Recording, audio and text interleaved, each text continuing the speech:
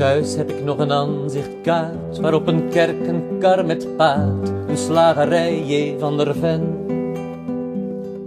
Een kroeg, een juffrouw op de fiets, het zegt u hoogstwaarschijnlijk niets, maar het is waar ik geboren ben. Dat dorp, ik weet nog hoe het was, de boerenkinderen in de klas, een kar die ratelt op de keien. Het dorpshuis met een pomp ervoor, een zandweg tussen koren door, het vee, de boerderijen. En langs het tuinpad van mijn vader zag ik de hoge bomen staan. Ik was een kind, ik wist niet beter dan dat het nooit voorbij zou gaan.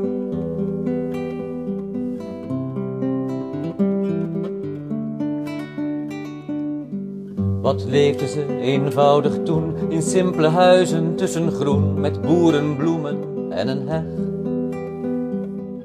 Maar blijkbaar leefden ze verkeerd, het dorp is gemoderniseerd, nu zijn ze op de goede weg.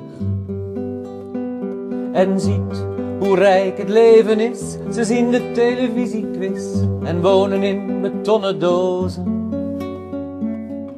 Met flink veel glas, dan kun je zien hoe of het bankstel staat bij Mien of de dressoir met plastic rozen.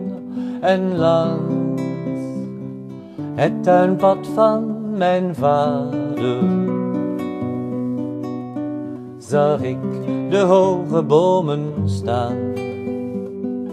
Ik was een kind, ik wist niet beter dan dat het nooit voorbij zou gaan.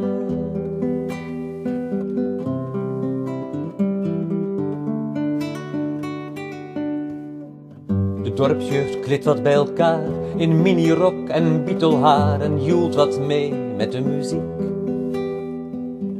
Ik weet het wel, het is hun goed recht, de nieuwe tijd, net wat u zegt, maar het maakt mij wat melancholiek.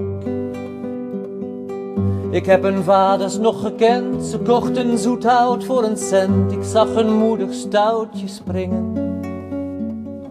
Dat dorp van toen, het is voorbij, dit is al wat er is voor mij, een aanzicht en herinneringen, toen ik langs het tuinpad van mijn vader de hoge bomen nog zag staan. Ik was een kind, hoe kon ik weten dat het voorgoed voorbij zou gaan?